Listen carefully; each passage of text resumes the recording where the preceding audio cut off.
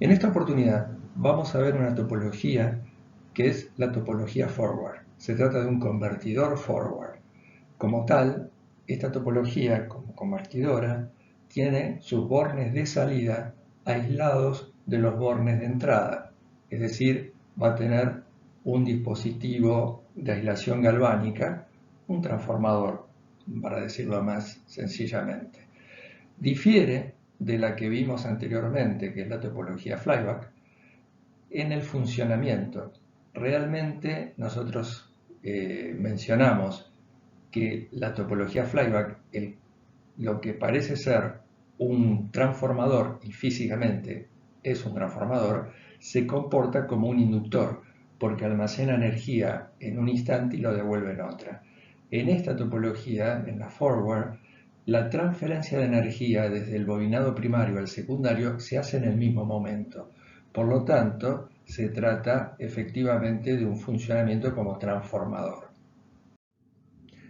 Bueno, vamos a ver ahora cómo es la topología de un convertidor forward. Básicamente es esto que estamos presentando acá. Se trata de un transformador con una particularidad. Tiene tres bobinados: el bobinado N1, el bobinado N2 y el bobinado N3. Vamos a denominar al bobinado N1 como bobinado primario, al bobinado N2 como bobinado secundario y al bobinado N3 como terciario o reset magnético. Ahora vamos a ver cómo trabaja cada uno de estos bobinados.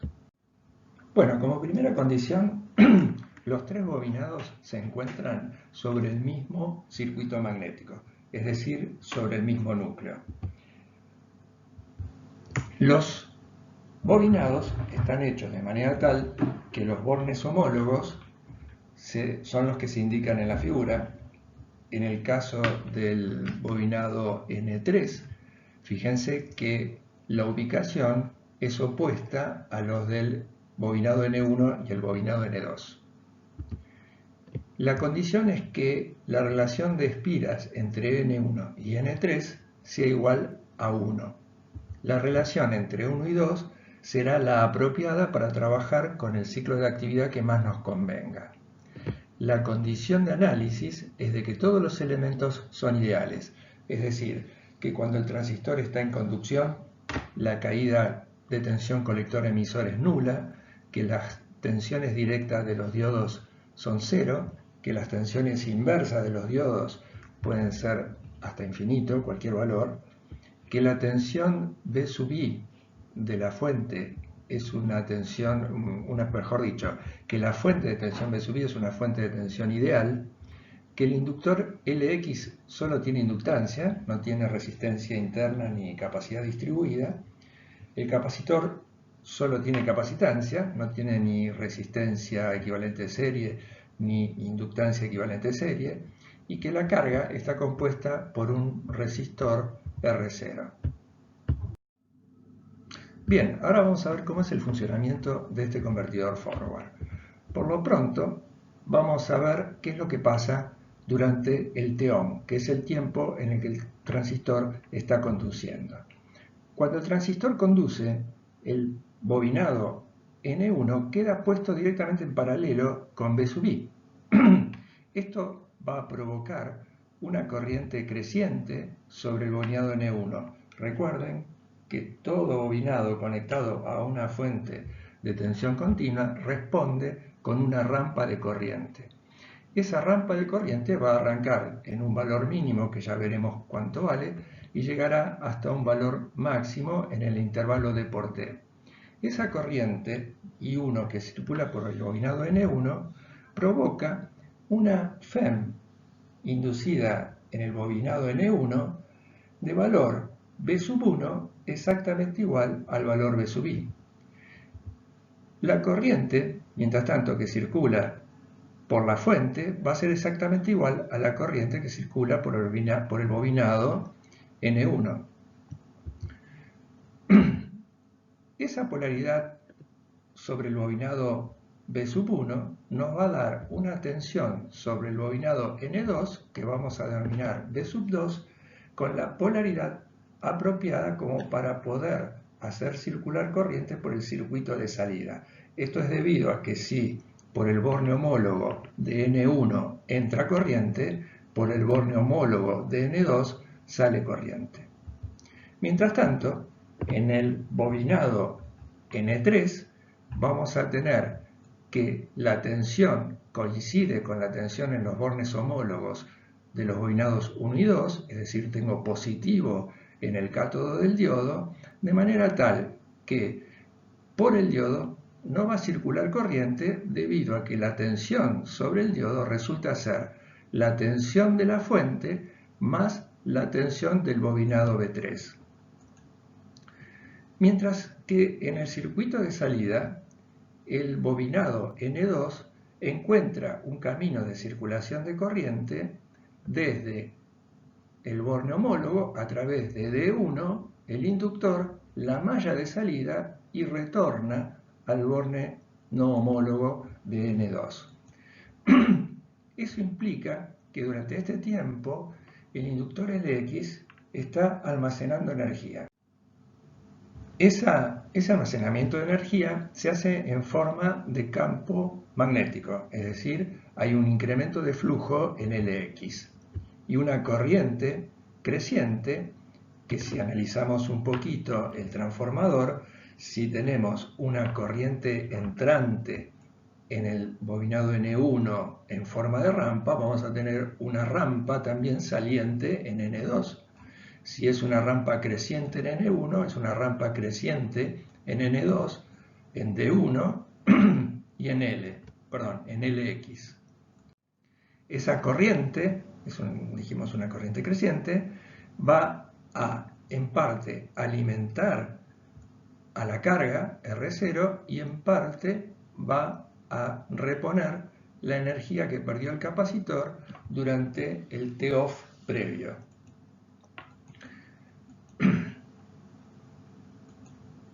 ¿Qué pasa con las tensiones? La tensión del bobinado 1 es igual a la tensión B sub I, ya lo dijimos. La tensión en el bobinado 2 va a resultar del valor de la tensión del bobinado 1 afectado de la relación de espiras entre N2 y N1. Es decir, espiras de N2 dividido espiras de N1 nos va a dar la relación de transformación. Podemos expresar la tensión del secundario como la tensión de la fuente, B sub I, por la relación de espiras N2 sobre N1. En el bobinado 3, que sería otro secundario más, podemos llamarlo terciario, también en los textos lo van a encontrar como reset magnético. La tensión, decía, en el bobinado 3 durante el T-on se puede expresar como la tensión del bobinado 1 por la relación entre N3 y N1, de manera tal que la tensión del bobinado 3 termina siendo B1 por N3 sobre N1. La tensión sobre el diodo D3, como acabamos de explicar, resulta ser la suma de la tensión de la fuente más la tensión del bobinado 3, pero con signo negativo, es decir, que la tensión sobre el diodo da un valor de polarización inversa, de manera tal que no hay conducción por el diodo D3. Como siempre, denominamos A al nodo de salida formado por el inductor, el capacitor y la resistencia, y si aplicamos Kirchhoff a ese nodo, podemos decir que la suma de las corrientes medias de salida de capacitor y de inductor, la suma de las tres, es igual a 0. Lo mismo podemos decir para las corrientes alternas.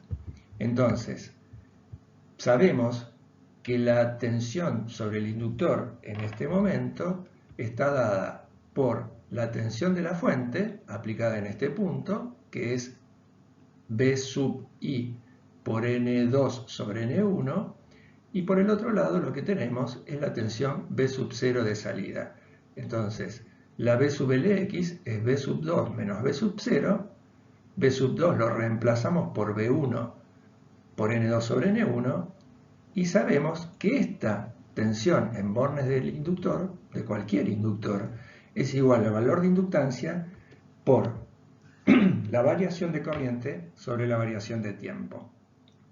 Operamos con esta expresión y obtenemos el valor de la rampa de corriente en el inductor ILX y la expresamos como B2 menos B0 sobre L por D por T.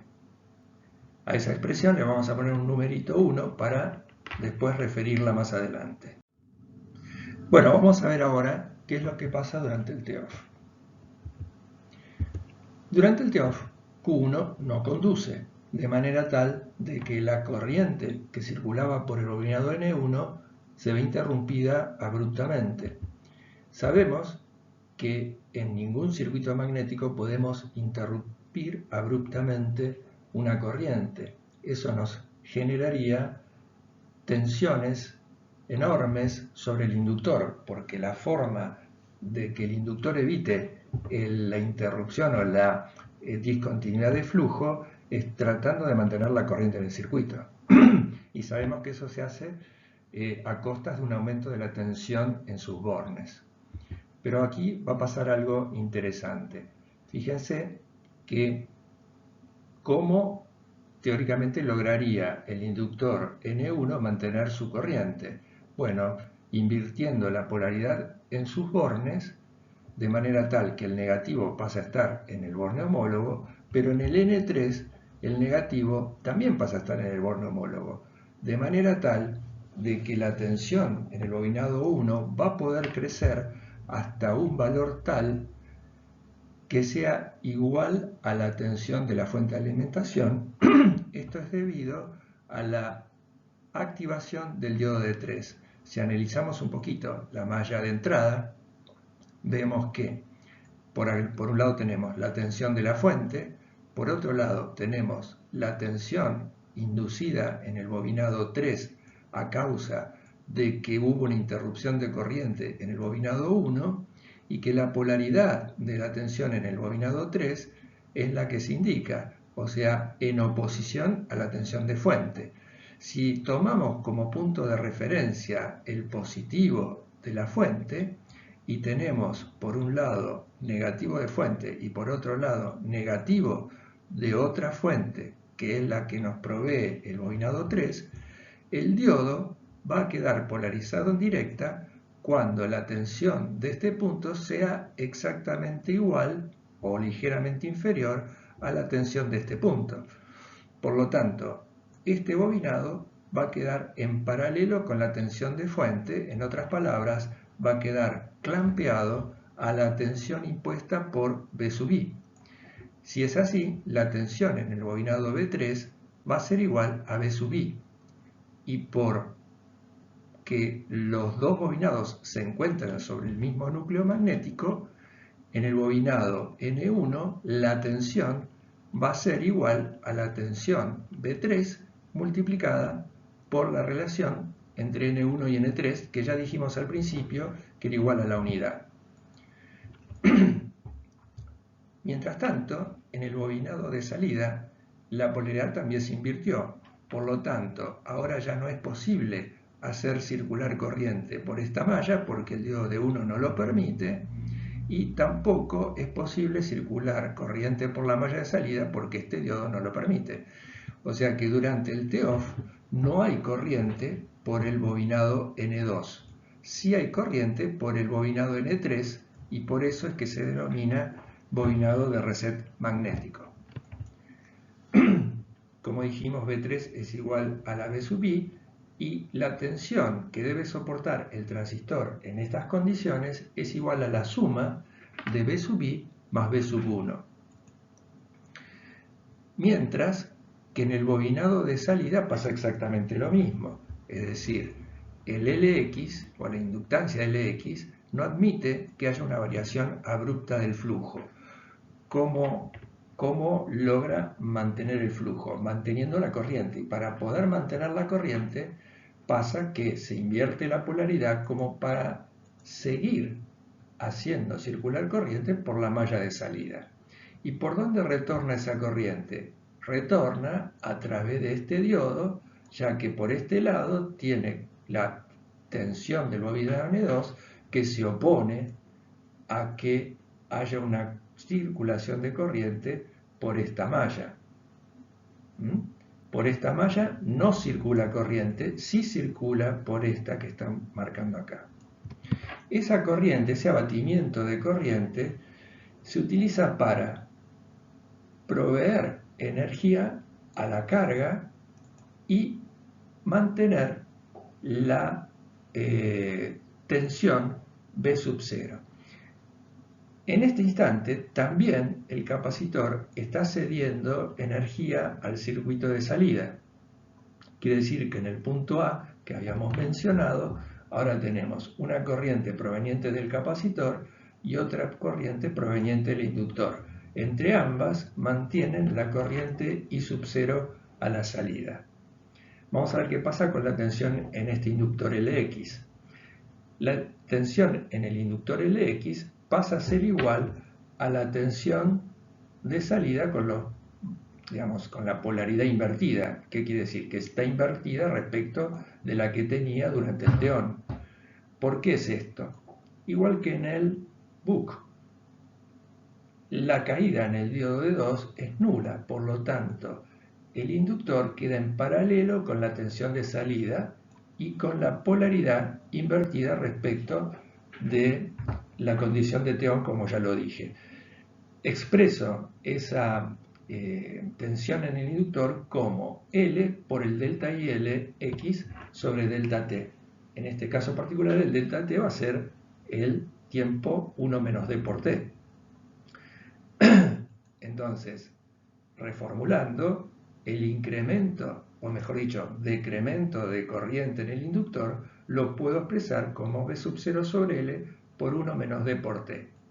A esta expresión la voy a llamar 2. Bueno, como ya hemos visto en varias oportunidades a lo largo de este curso, los incrementos y decrementos de corriente en un periodo de tiempo deben ser iguales, de manera tal que si los sumamos, la suma algebraica de los incrementos debe ser 0, de manera tal de que el estado energético del inductor siempre se mantenga a lo largo de la operación continua. Entonces, igualamos las delta I sub LX, o mejor dicho, hacemos la suma algebraica y la igualamos a 0, y de allí sí podemos igualar los delta ILX, y operando podemos definir la transferencia de tensión de esta topología como el producto B sub I por N2 sobre N1 por el ciclo de actividad. Fíjense que es la misma transferencia, o mejor dicho, la misma relación entre tensión de entrada y tensión de salida que corresponde al regulador BUC. La única diferencia es que en esta topología involucramos la relación N2 sobre N1. Para aquellos que preguntaban cómo se podía hacer si uno necesitaba tener grandes relaciones de tensión de entrada respecto de la tensión de salida y trabajar con ciclos de actividad relativamente razonables, aquí está la respuesta, porque al tener la transferencia de tensión, incluir la relación N2 sobre N1, nosotros podemos fijar el D y ajustamos con la relación de espiras para que la ecuación cierre. Bueno, ahora vamos a ver las formas de onda de corriente y tensión más relevantes en este circuito. Vamos a ver algunas, en realidad hay más. Eso ustedes lo pueden completar viendo un poco los libros, pero para que la filmina sea más o menos clara, solo voy a tomar algunas de esas corrientes. Empezamos por definir en el gráfico inferior los ciclos de actividad y de descanso, o sea, el D por T y el 1 menos D por T. En el gráfico superior, o sea, lo que tenemos en el gráfico en el que está el pie, es simplemente lo que sería la tensión de control de la llave. En el gráfico superior vamos a graficar la corriente en el inductor de salida. Fíjense que es exactamente igual que la del PUC, o sea que en definitiva la corriente media de la corriente ILX va a coincidir con la I sub 0. Acuérdense que la corriente media por el capacitor de salida es nula, o sea que la corriente media en la carga va a coincidir con la corriente media en el inductor LX. La evolución de corriente en el inductor va a ir desde un valor ILX mínimo a un valor ILX máximo. Lo menciono ahora porque lo vamos a usar para los cálculos. El valor de la IL mínima, recuerden, es igual al valor I sub 0, es decir, el valor medio, menos el delta ILX sobre 2, siendo delta ILX el incremento de corriente durante el T-on o decremento de corriente durante el T-off. En el siguiente gráfico tenemos la corriente de magnetización. Cuando ustedes hablaron de transformadores, vimos que para que funcione un transformador necesitamos tener un flujo, y ese flujo lo genera la inductancia de magnetización. Y dijimos que los transformadores trabajan a flujo constante, de manera tal de que la reacción que provoca el secundario, que es es un intento de desmagnetización del núcleo, se ve compensado por un aumento de la corriente tomada en el bobinado primario. Pero eso nos lleva, a que en definitiva el flujo se mantenga constante. O sea que en definitiva, para decirlo de otra forma, no se modifica el flujo de magnetización frente a distintos valores de corriente de carga y corriente de primario.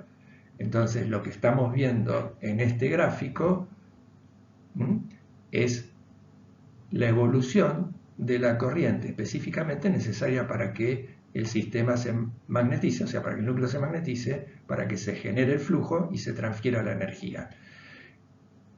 En cada ciclo dijimos que esto debe arrancar en el mismo valor y debe terminar en el mismo valor. En esta gráfica yo estoy suponiendo de que esto está terminando en este tiempo, que es lo voy a denominar delta T sub X, y el instante en el cual el flujo se hace cero lo denomino T sub 0. Lo importante para que esto funcione apropiadamente es que ese tiempo T sub 0 sea menor a T, al periodo, porque fíjense que si el flujo, le llevara más tiempo en descargarse que lo que corresponde a un periodo, en cada ciclo el flujo se incrementaría y se seguiría incrementando permanentemente hasta llegar a la saturación del núcleo. Vamos a ver qué es lo que ocurre con la corriente tomada de la fuente. Durante el T-on, o sea, durante D por T, coincide formalmente con la corriente en el inductor LX. La diferencia es que en esta corriente tomada de la fuente está incluida la corriente necesaria para magnetizar el transformador o para generar el flujo magnético más apropiadamente. Fíjense también, ahora vamos a avanzar un poquito, que en el bobinado secundario la corriente tiene la misma forma que en la llave y que en el inductor. Esto es lógico porque el bobinado N2 está en serie con el inductor LX. O sea que hasta acá nada nuevo. Lo que sí, acá abajo tenemos la corriente en el diodo 3. O sea, en otras palabras, en el bobinado 3. Durante el T-on no hubo corriente porque la polaridad del diodo no lo permitía. Pero durante el off, que es este intervalo de tiempo, sí circula corriente por el bobinado N3, que es este reflejo en la corriente de la fuente. Si lo quieren ver de esta manera, acá estamos tomando energía de la fuente y acá devolviendo energía de la fuente. Por eso este bobinado N3 se lo conoce como bobinado de recuperación o bobinado de clamp o de reset magnético. Ahora bien, ¿qué es lo que pasa con la tensión en la llave? Durante el T-on, la llave no tiene tensión entre colector emisor o entre drenaje y fuente, como lo quieran llamar. Está en conducción y dijimos que era un elemento ideal, por lo tanto la caída de tensión en conducción es nula. Pero ¿qué pasa cuando deja de conducir? Cuando deja de conducir comienza a funcionar el bobinado N3 y dijimos que el switch debe soportar la suma de la tensión de fuente más la tensión del N3, o sea, del reset magnético. En otras palabras, la tensión del N3 reflejada al N1. Si son iguales y dijimos que la tensión B3 es igual a la tensión B sub 1, entonces la tensión que debe soportar la llave es B1 más B3, que en definitiva es B sub I más B3. Si B3 es igual a B sub I, entonces la tensión que soporta la llave, como dijimos, es 2B sub I. Veamos cómo calcular el inductor Lx. Van a encontrar similitud con lo que hicimos en el cálculo del inductor en la topología Book. Para el cálculo de Lx partimos de la expresión 3, ¿se acuerdan? De la ILX mínima, y la igualamos a 0, porque para nosotros esa es una condición crítica. Acuérdense que siempre estamos trabajando en modo de conducción continua, o sea que las corrientes en los inductores no pueden anularse y las las tensiones en los capacitores tampoco. Entonces, para nosotros, la condición de que la corriente mínima del inductor de salida ILX sea igual a 0 es una condición de frontera y la vamos a utilizar para el cálculo del valor crítico de inductancia. Sabemos que siempre la corriente media de salida es igual al delta ILX sobre 2. La pregunta es, ¿cuál debe ser la corriente media de salida? Eso lo vamos a charlar a continuación.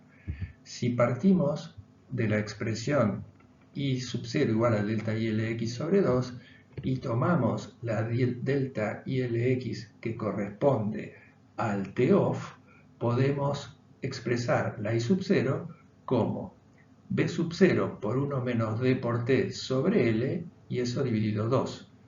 Reemplazamos B sub 0 por la expresión que logramos en la filmina que correspondía a transferencia de tensión y operando llegamos a que el valor de la inductancia crítica, sería la correspondiente, es 1 menos D por R0 sobre 2F. Y acá nos paramos un cachito para charlar a ver cómo es este tema de R0. Porque hasta ahora, yo no lo aclaré, pero el R0 es el que corresponde a la corriente nominal.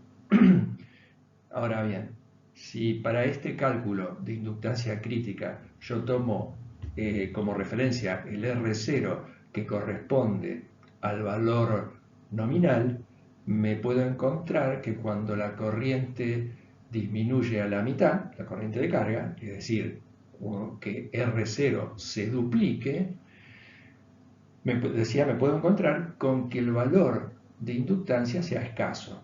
Obviamente, si yo calculé la inductancia real como 3 veces la inductancia crítica y R0 aumenta al doble, todavía me va a quedar un margen de operación, pero si estoy trabajando con números más críticos, es decir, si diseñé el inductor como 1.5 veces L crítico, el hecho de bajar el consumo a la mitad me saca del modo de operación continua.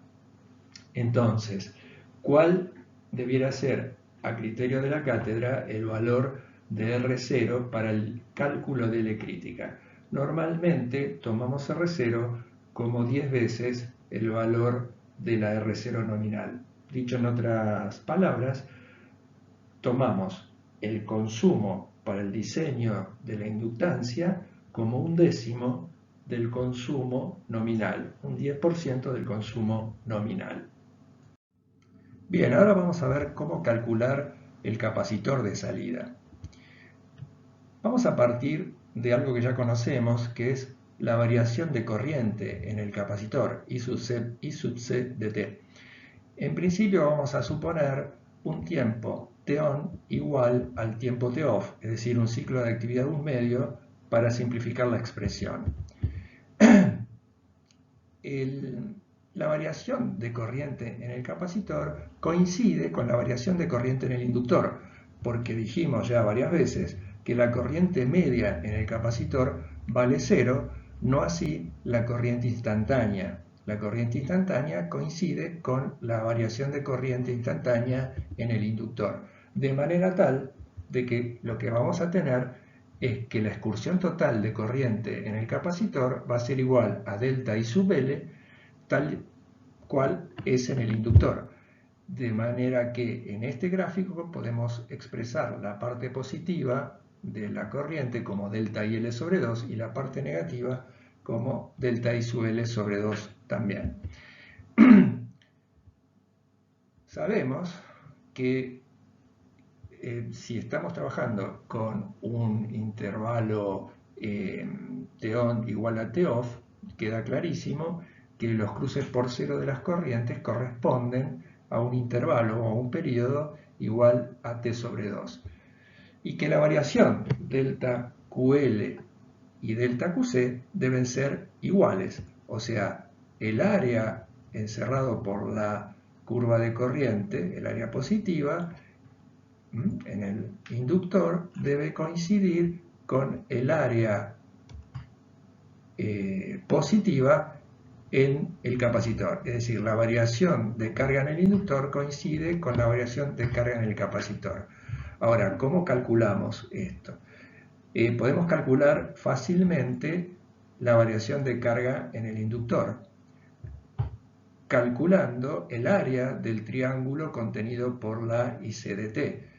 Eso es, para no tener que hacer la integral, podríamos resolverlo haciendo la integral, pero para hacer un cálculo más simple, lo que decimos es que el delta QL es igual a la base T sobre 2 por la altura, delta IL sobre 2, todo esto dividido 2.